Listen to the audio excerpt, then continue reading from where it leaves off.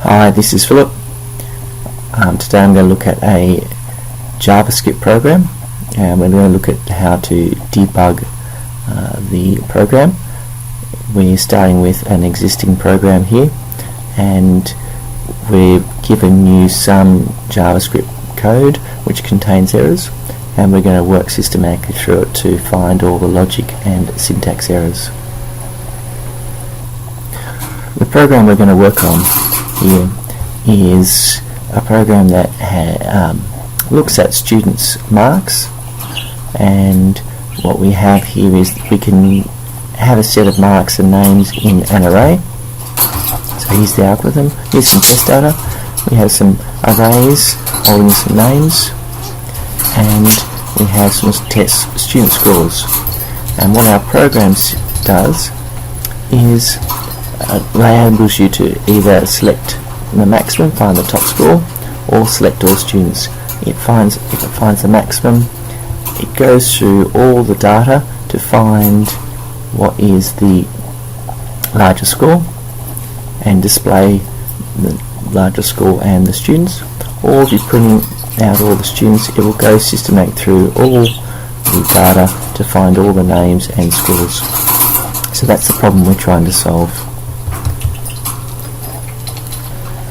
So here's our program that we're looking at. At the top we've got some comments, internal comments, and we come down. Here we have so here's our program code that we've been given. We've got some documentation at the top. If we scroll down, we can see the HTML where the selection is made as to whether you're selecting all or the maximum. Scroll down, we have a process that runs when we select the data. We have two arrays, student name and student scores, and they have been populated here with some data for student name and some data for student scores. And we have a case where switch statement. Now we don't have any indenting, so the first thing we're going to do now is add some indenting. So we indent within a selection, so we're going to indent in here. I'll select it and hit the tab. I'll select tabbed in. I also tab or indent within each of the cases. In the case where we have maximum and case where we have all. Now I'll also need to close that switch statement, so we have our opening brackets and closing brackets, and that is the end function of the one above, which I'll just show you, which is that one, function process. Next we have a function called top mark, so we have to indent, and it goes all the way down to here, so we have to indent there once. We also need to indent within the control structure, so we indent within the while, and we're going to indent within the if statement,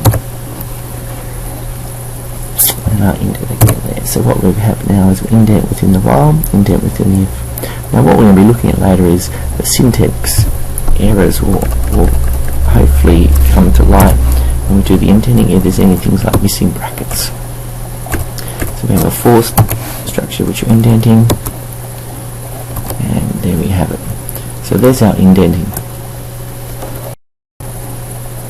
Once we have the indenting, we'll see that there's an error signified by the red at the very bottom.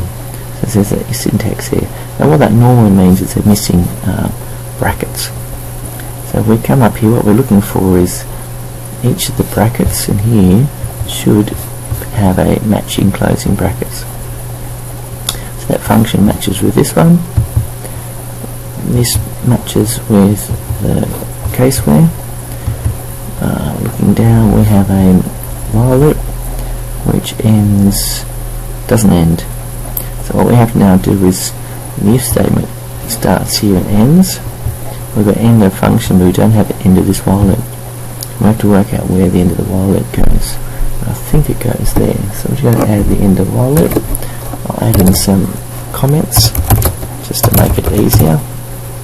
So this one, I think, goes outside. So once you've done that, it prints out the high score once afterwards.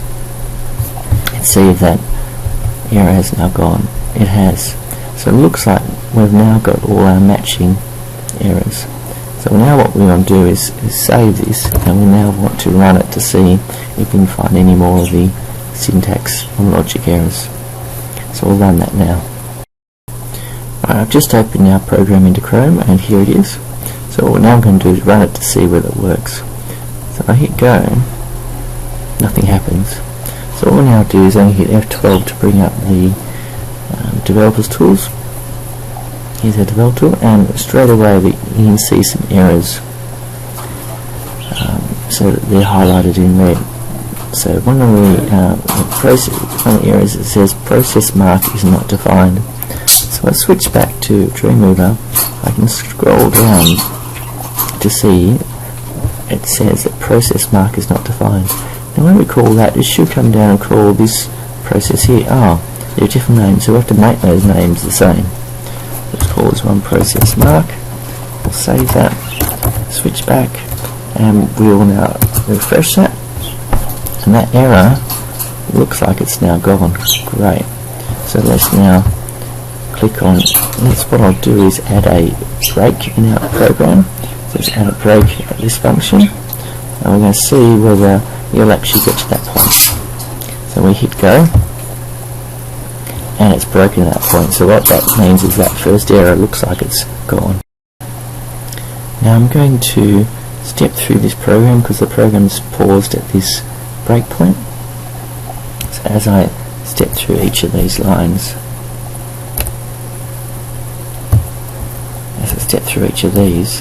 in this case the arrays are being filled in.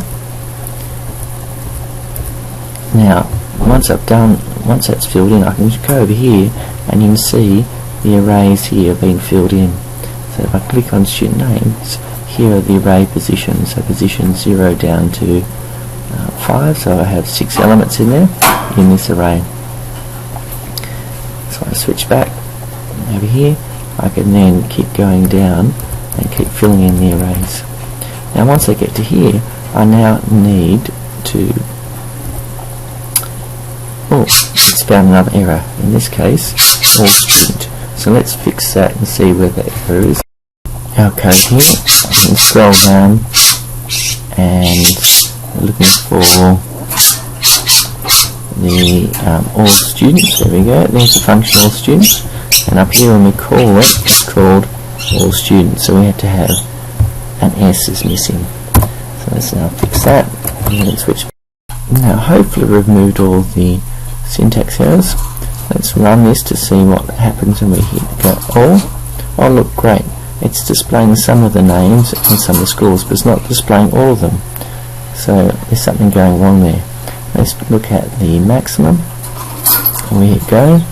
Oops, it's not doing anything there. So it looks like we've identified two possible logic errors where it's running but not producing what we want. So let's now go in and edit those and see, or debug those to see if we can find where the errors are. Now there seems to be an error in the all students one, so I'm going to put a break in here. I'm going to break in the for loop because it doesn't seem to be working. I'm going to scroll up and get rid of any other breaks, they're all gone. Alright, so what we're now going to do is say, okay, what's happening here? What this is the for loop that should go around 6 times, or 7 times, because we're saying it's 0, because we have 7 elements, and we're adding 1 to count each time. So let's see what happens when we run this. So I'm going to hit go, and I'll refresh that, and we hit go, and we come down here, we're going to step through each of these. So we're going to step through, and on the window over here we're looking at the local variables. We look at here, and we've just gone through one loop, and count now is 2. Now count shouldn't have been 2, count should have only been 1. So there's something wrong there, and inside this for loop we have an increment of the count. Oops, there's that error. Outside the loop we also have an increment. So that's been doubled up. So let's remove that. Remove that line, so I'll need to switch back to Dreamweaver, and in Dreamweaver we'll find and remove that error. and then I'll come back. So I've gone to Dreamweaver and removed this line of code. So if we now refresh this, page, there we go, and if we run this again, now let's step through again this time, and on the right you'll see now been through one loop and it's count equals 1, so we keep looping through this time. Next time through that you should have count equals 2. Great, so that looks like it's now going to work. So let's jump straight to the end, and then up here let's have a look at what the output is, and as we can see the output is correct. We have 6 of our items all displayed. So let's pause there. Now looks like our program's working. It looks like all the items are being printed out, but I'll just check and go up here and we'll have a look at we have 7 positions in the array starting from 0 up to 6, so we should have all the way down to happy, and at the moment it's only printing out to widget. Whoops, there's a logic error, it's not actually displaying all the items in it. So you scroll down, we'll have a look at potentially where this error could be. So here we start at 0, we have position 0, and it goes all the way up to 6. Ooh, hang on, we have 7 items only doing 6, so that looks like potentially where the logic error is. So either going to change this to 6 to 7, or we put an equal sign in there. So what I'm going to do is I'm going to change that to less than equal to 6. So I'll change it in the code and we'll come back and test that. Alright, let's have a look. So I've just changed that code, and if I hit refresh and I hit go again, now this should now loop around 6 times. So I'm going to run this and let's have a look and see what it produces. So scrolling up here, let's see what it produces. Does it produce happy? Yes. This time it's actually looped through 7 times. That looks like it's working. Great. Now I'm going to move on to the other one, which is a find maximum, and if we hit go at the moment it's not doing anything. So what we're going to do is we're going to find maximum. Here it is, we'll call it top score, and let's put a break in here to see whether it actually gets to that point. So hit go, maximum, here we go, and we hit go, and it's never getting to that break point. So for some reason we're never getting to that point, so we have to look at why.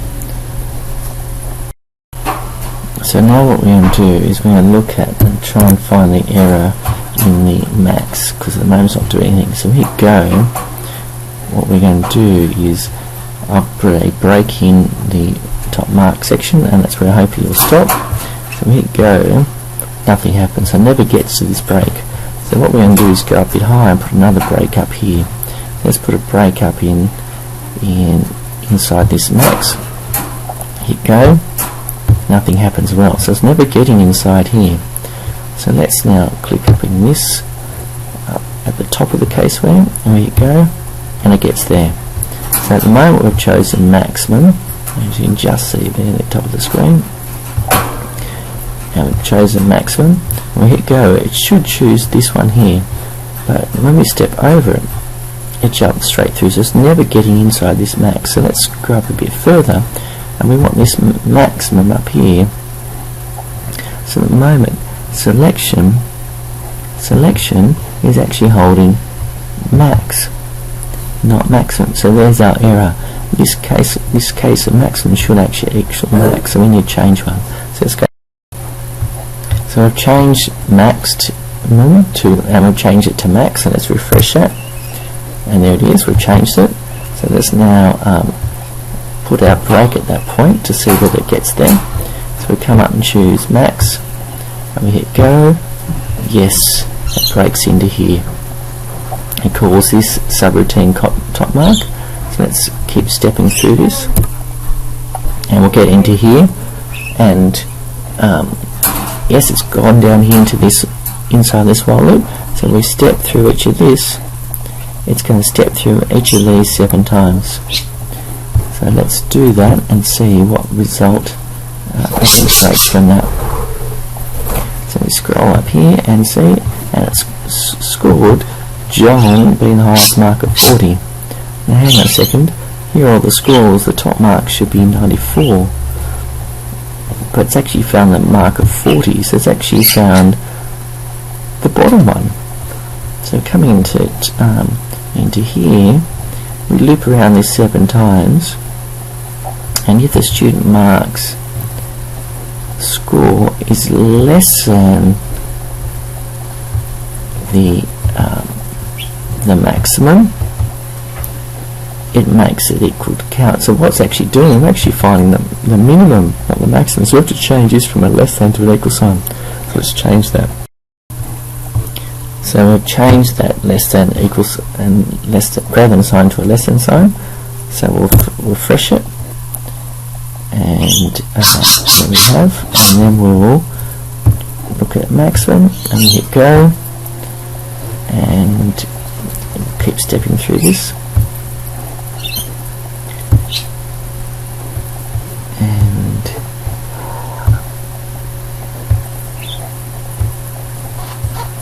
See where it gets. Actually, let's just remove all the breaks and see if this will actually work. Oh, there we go. So I did. Loop score equals 88. So the top mark is 94. Now it's finding 88. So why is it finding 88? So we have to go through and look at why that's doing it. So let's add a breakpoint into here, and we'll try and work out why that is not doing the correct one. So if we hit go again, and we step down to here, we'll just scroll across and see some of these variable values. And let's have a look. So we step through this one at a time, and we're looking at the max position is 0, which was the first one, and we loop around and count. Oh, why has it got count equals 2? I wonder what that's doing. So step through, and it's jumping every second one. So if I look up here, it was jumping every second one. So I did 40, 88, 77 and 58. So therefore 88 was the largest out of the ones that missed. So we have to change that greater than 2 or plus 2 to be a plus 1. So let's change that.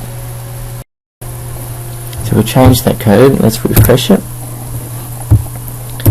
and we'll refresh it, and then we hit go for all. It's displaying all of those 7 items. If we now do maximum, and hit go, we've got a break. Let's just I'll remove that break and continue that. And it's found 94, which is the highest, which is let's just check that code. I'll bring up the code so you can have a look. So the top one in here is 94, and 94 is Richard, so that seems to be working. Well done. Now, so it looks like we have now got rid of all the logic and syntax errors. What we're now going to do is some modifications. Now, this program doesn't require us to do any modifications, but some of the modifications we could make is, at the moment it's finding the maximum value and all the students. We could actually have a find the minimum, and what we'd have to do is add another case there for the minimum, and we could then go to and create another sub function maybe called bottom mark, which is going to be basically the same as the top mark function, which is this one, except we're going to be looking for the minimum, not the maximum in there. Also, what we could do, if we wanted to add some more names in the array, we could manually add those in here by adding a new position in the array, e.g. position 7, and we could add a new name in there. Now if we did that, we'd actually have to change how many items we're looking through. At the moment we're manually looking at this. What we could actually do is call up a function to find how many items are in the index, which would be a better way of doing it. Anyway, what we have now done is we have now found all the logic and syntax errors. So we could actually come in the top here and say up here fixed by Philip, and put a date in there. And I hope this has been worthwhile. I'm Philip, and thank you. Bye.